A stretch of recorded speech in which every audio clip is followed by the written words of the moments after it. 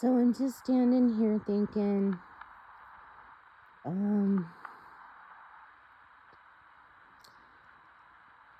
what it would be like if the world stopped and you had to survive and you had a bunch of seeds that you've been saving, and maybe you always add to it every year so you're going to have some fresh ones, but you keep the old ones anyways. And so, will they work? And then maybe you've gone 3 years without collecting any seeds and hardly paying any attention to your seeds. And now you got to start growing. Are you ready for that? Even if you know what to do for the most part. Even if you know all about regenerative soil and soil life. So, I'm looking at my garden right now. Right after, people are all like, we're going into a depression. The stock market crashed, all that stuff. And just I have heard some things, how you do. And you think, you don't have job security. And you got a job, but the place got shut down for a month. So, and you got a few bills to pay that you can cover, and like half of the money needs to go to the bills. And coming up, the automatic withdrawals, things like that. There's always a few of those kind of things. Even off grid. I mean, unless you want to forego your phone, maybe you're not going to have car insurance, or you pay it like every 6 months or something, and you just kind of stay on top of it because you're a responsible adult, right?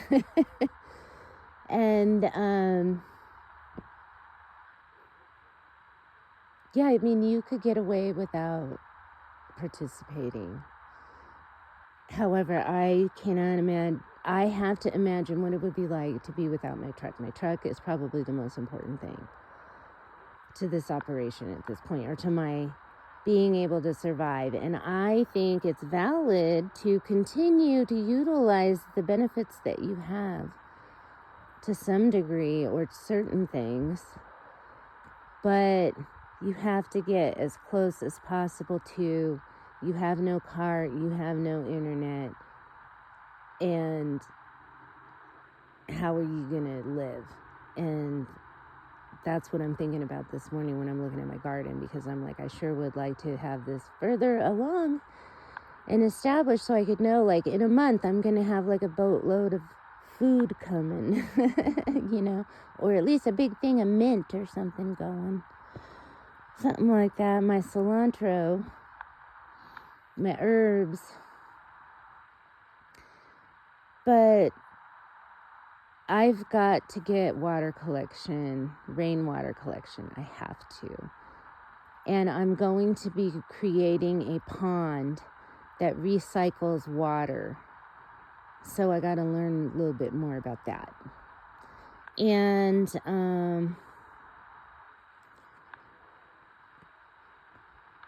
I got to get this hugel mound built, which doesn't seem like a high priority thing when it comes to like the water. But I'm not in a position to do anything about the water, so in the meantime I got to work on the Huglkulture. But yeah, I've got to get water collection, because I've got electricity, and it would behoove me to have 3 cans of propane, just because, even though that might run out and you might not be able to, thinking about, survival. You can't go anywhere. This is it for you. I might not be able to get propane. But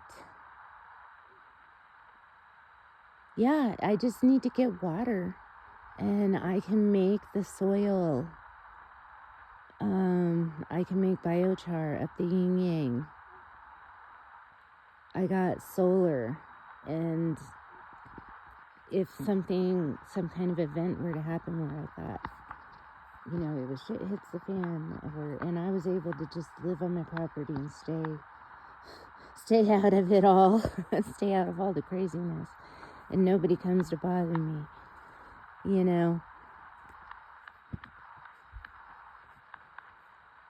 I could make it work.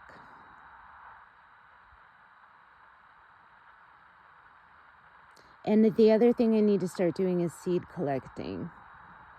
That's definitely high priority.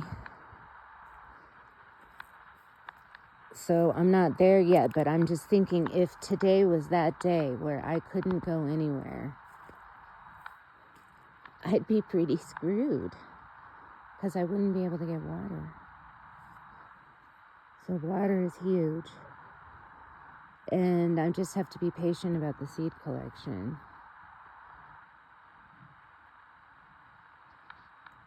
But I can make the soil. I got enough raw materials here to get going. So we're just going to work on this little area here. And that's it. I can do cleanup in other areas, maybe a few little things here and there. But mostly it's all cleanup everywhere else.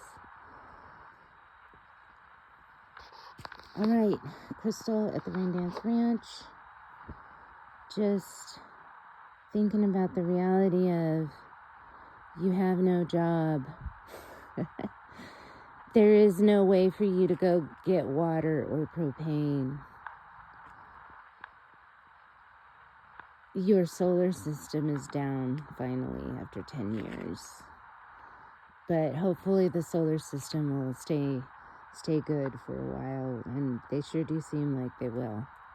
I'm really impressed with the solar stuff.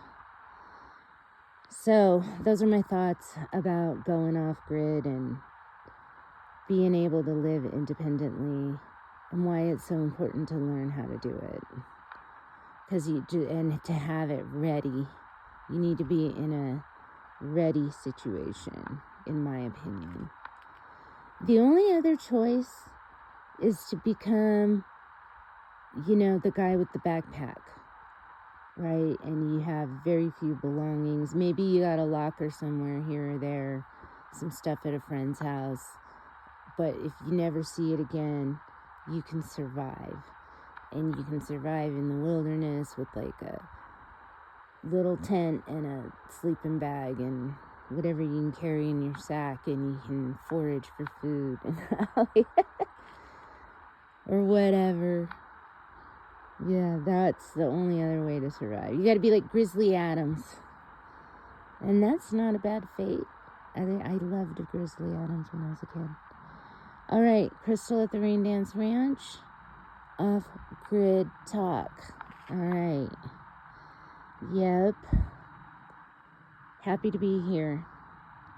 I don't need to worry about tomorrow. All I know is today I can do all kinds of things, and there's nothing stopping me. When it rains, go out and dance.